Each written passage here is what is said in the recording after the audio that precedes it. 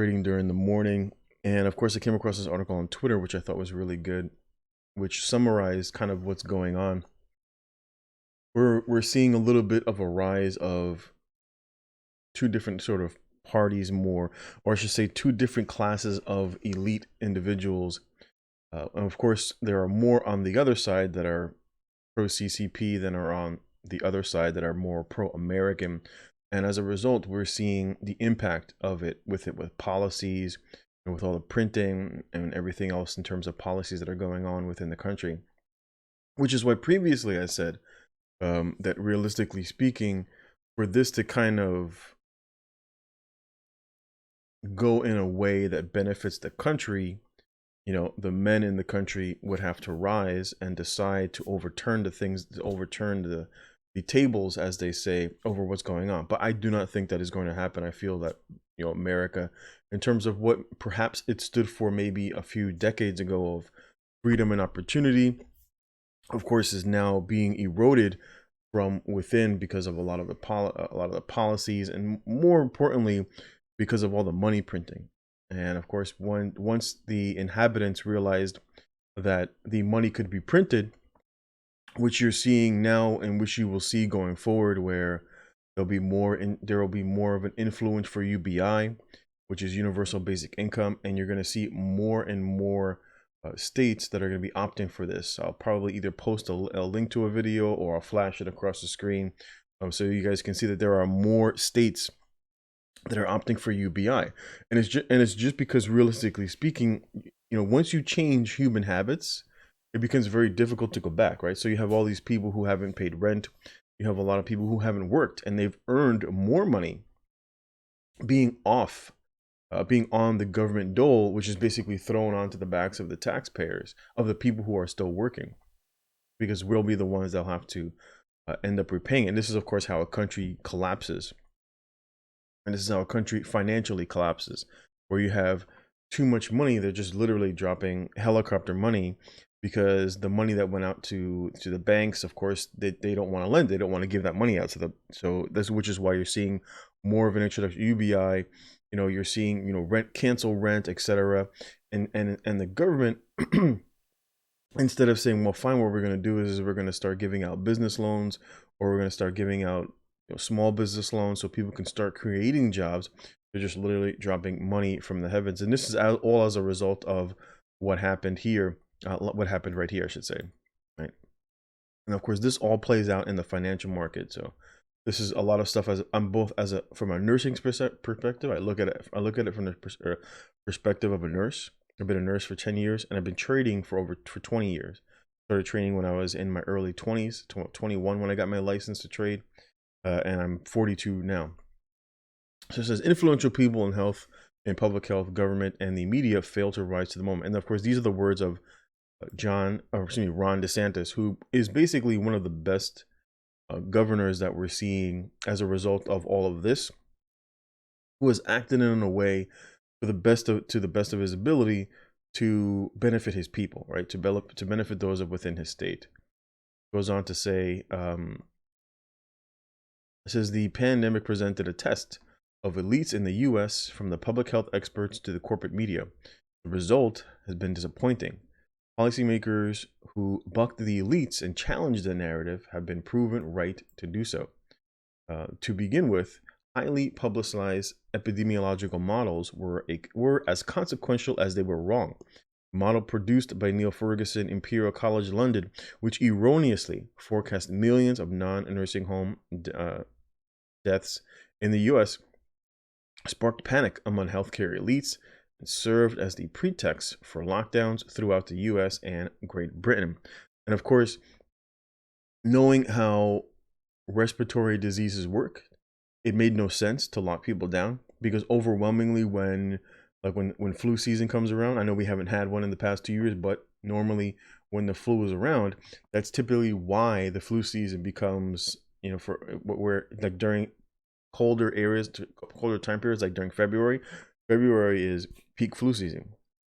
And it's typically because it's very cold and most people end up sheltering indoors. And as a result of being indoors, you're basically circulating the same air. among your family members. So if you live with multiple people, everybody goes to work, comes home, and then they share that same air. And then, of course, if you live like in an apartment building, or if you live like in the projects where you're basically packed full of people, everybody kind of piles into one elevator, everybody's in close quarters. And so as a result, the flu easily spreads. The same thing, of course, with this particular disease right here, and any respiratory disease for that matter. So to say that everybody needs to stay indoors kind of defeated the purpose of what goes on with a respiratory disease. And it goes on to say that the lockdowns failed to stop the virus, but did a great job of societal damage along the way. And that was what the ex-president said previously. He said that the cure cannot be worse than the virus. And now we are experiencing the result of that, the result of those choices. And of course, those choices are not made by the president. The president previously told everybody after a short period of time that we need to open up, although I don't think he did as fantastic a job as he could have in alerting the American people as to what was going on. But then at the same time, as you remember, every time somebody died, there was always a news article, blaming this particular individual. While you haven't seen a news article, there's still people dying, but you don't see any articles, right? You don't see any news-related articles of these people dying on your watch or anything up to that matter for this particular person who is in the office of the president. And it says the lockdowns says here damage that a more targeted approach, right? And so instead of saying, okay, well, we're going to protect the elderly, we're going to protect the young, everybody else wear masks, go back to work, right? Which would have been a more targeted approach. So seeking to reduce total harms which have been able to avoid, and it did, in places, for example, like Sweden, which you don't hear too much about. When Sweden decided that they were not going to lock down in the very beginning, and I've done multiple videos on this, I will link them either at the top or down below, where I talked about Sweden. It was a video that I did where it says what the media doesn't want people to know. And it was primarily talking about Sweden, how basically Sweden, for the most part, was basically wide open like Florida. I also did a video on Florida, comparing Florida to here in New York, where New York was basically shut down and Florida was wide open. But when you compared the hospitalization rate, which is the most important thing, as I had talked about, when you refer to cases, especially because I had shown numerous videos where the swabs that they use were flawed, and there were many news articles and at least written articles about it, but you never saw any of those articles, obviously in the news on the mainstream media. It was never broadcasted for individuals to be like, oh, look, there was these, 10 million, a batch of 10 million, swabs that they bought for testing, and they were all broken. So similarly, Malo is predicting massive shortages of hospital beds, hope to participate in the disastrous policy enacted by states like, for example, New York, right? And where, every day you had Cuomo on TV talking about, where are the ventilators? Where are the ventilators? I need 30,000 ventilators, right? And that never happened. In fact, I think it's like 90% of all the patients that we took care of in the hospital who ended up on a ventilator ended up dying. And so they started kind of pushing back, putting people on vents, because they already knew that if you put those patients on a vent, that more than likely those patients were going to die, which is why deaths were a laggard, because instead of people just dying, we basically artificially extended the period. And some of these patients would last because you would do everything. You have put them on a heart, you put them on dialysis, which would artificially kept them on longer. You put them on a breathing device, and then you would you put them on, they've been doing ECMO for these patients. And so a lot of these patients, sometimes I would pass by when I would go through the ICU, talk to some of my fellow nurses, and I would look at the patient and I'd be like, is he alive? And then I'd have to look up at the monitor, because you look at the patient looked like they were dead. And so deaths became a huge laggard. And it was just because, the hospitals were basically, keeping these patients alive, even though for all intents and purposes, they should have been allowed to die, because they were going to die. There was nothing that was going to bring them back to life. The only thing, we were basically artificially keeping all these people alive via machines. Now, from a hospital perspective, the families aren't paying for it, which is why I'm primarily against like socialized medicine. because if the families would, some of these patients stayed in the ICU for months. And, some of these patients racked up, bills like $250,000, $300,000, $400,000 in bills. And of course, none of this gets paid for via the family. It's primary, or ends up getting thrown onto the backs of taxpayers. Now, for younger people who have the opportunity to perhaps live longer lives, it's a different story, right? Because the person has many years of life possibly able to live. But for most of these patients were geriatric patients in their 80s who had already lived. And it made no sense, at the very least, from a resource standpoint, to take all these resources and you're basically, sure, it feeds the nurses because the nurses get paid, right? All the staff gets paid, the hospital gets paid, but it did nothing in terms of giving quality of life or any sort of longevity of life to any of these patients, because they were all artificially being kept alive. And so this, of course, is the primary problem with American healthcare. Right? It says states like Florida that rejected the models and adopted policies to protect nursing home residents had comparatively lower nursing home mortality rates as a result. Because the reliance on faulty models was matched by poor public messaging. Very true.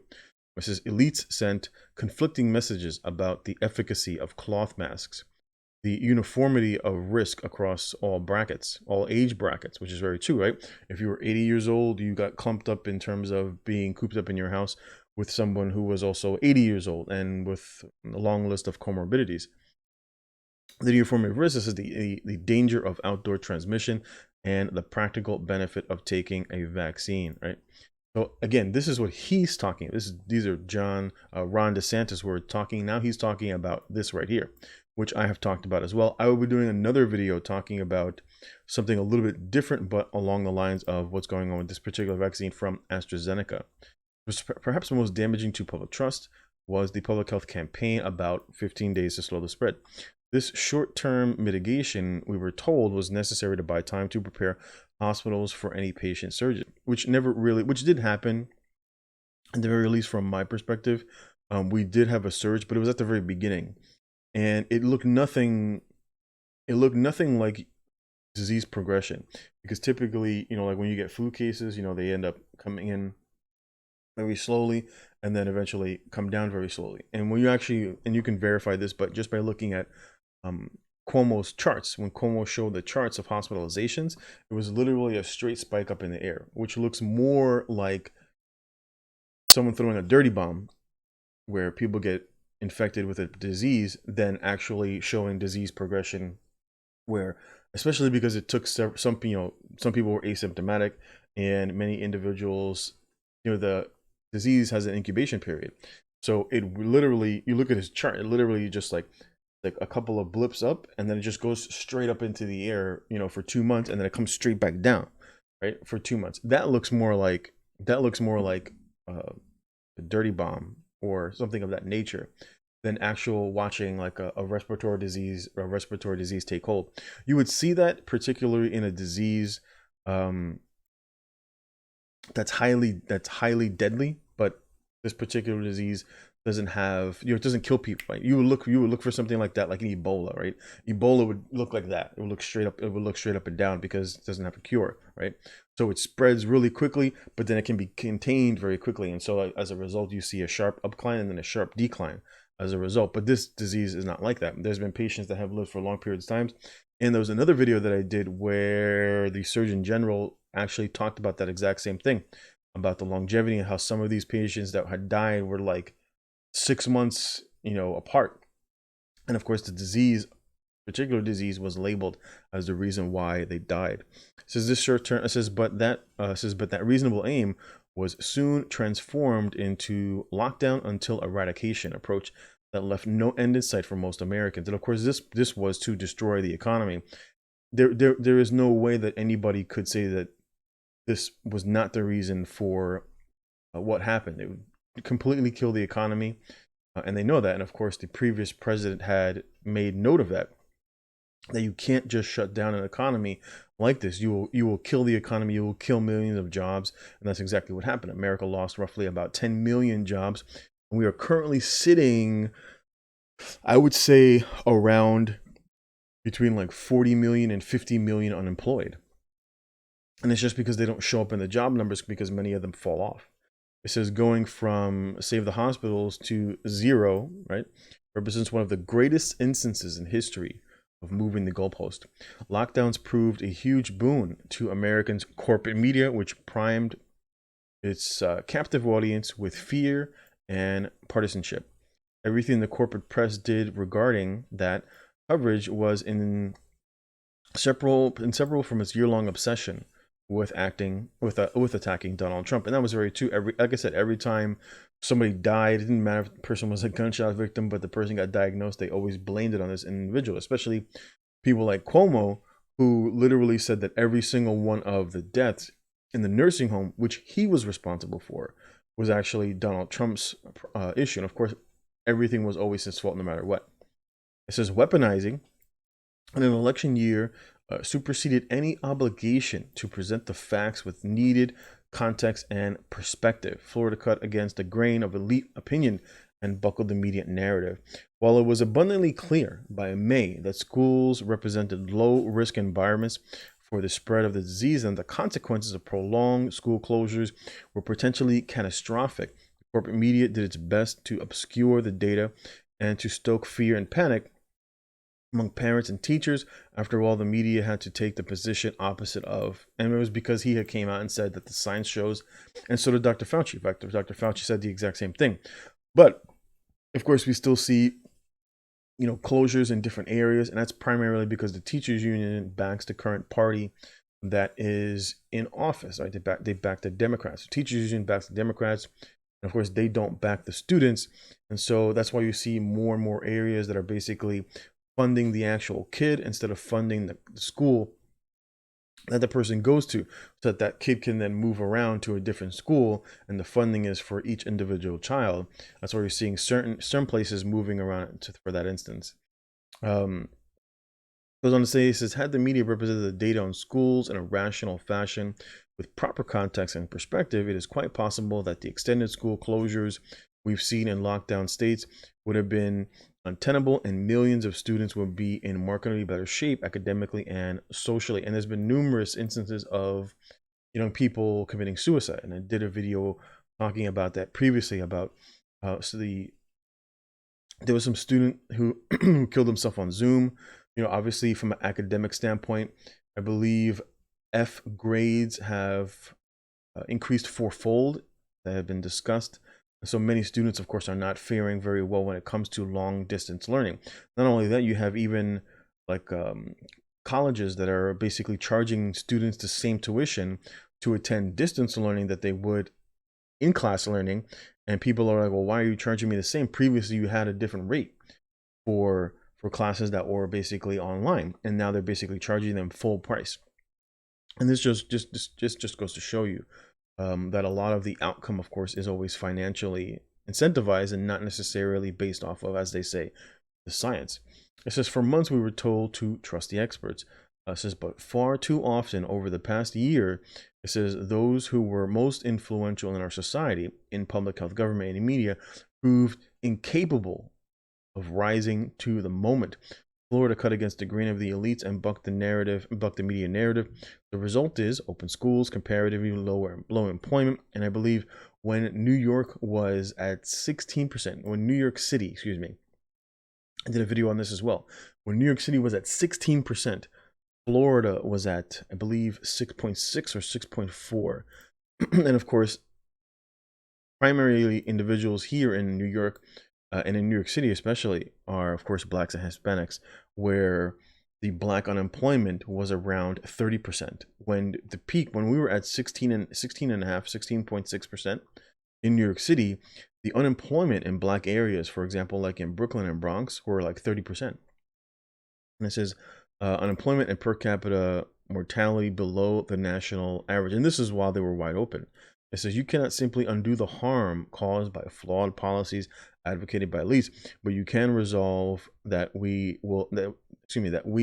never let this happen to our country again. Of course, that's from Governor Ron De Santis of Florida. And it just goes to show you, this is a really good article, with him speaking out. He's done a very good job in his state. And that's why you see a lot of people fleeing to places like Florida and of course Texas and other red states, or other certain states that have at least good leadership. My opinion is, like I said before in another video, the mistake that Americans are making is that, like, when you look back and like during World War I and World War II, when the during that period, when the Germans were marching through these different countries, what they would do is they would basically scorch the earth, right? So because most of the people lived like in these farmlands, most people lived like in little mini farms. And so what they would do is they would go through the area, the people would flee, and then so that the people couldn't come back, they would basically scorch the land. They would burn everything down, that there was nothing to come back to. But in our time period, and what's going on with this particular is more of like a ideological invasion. And so what happens is that many people will like, I will never go back to this state because ideologically the area is scorched, right? People who flee from places like California will never go back. People who flee from areas like New York will never go back after what they have witnessed the inhabitants do, for example, to small businesses or even large businesses, where here in New York we've seen numerous businesses leave, like for example Goldman Sachs. They're now threatening to tax the New York Stock Exchange as well as the NASDAQ. And of course, the NASDAQ and the New York Stock Exchange have both stated that if they choose to do that, that they will leave, which of course will result in lower revenue, which will result in job losses. That's just a reality, which is why in many of these states, you're going to hear of, for example, universal basic income or like a minimum standard of living or something along those lines. And all that basically is just giving people free money. The result of that, the result of that is that what will end up happening is that productivity in those states will collapse. That's just a fact, right? You look at the welfare state. When you give people welfare, their ability to be productive, it just dramatically falls, unless you, of course, you force them off of any sort of a welfare. So in many of these states that are kind of opting for that, and of course, all that does is give government even further control, and that's basically what you see in areas where the rise of communism has basically come out.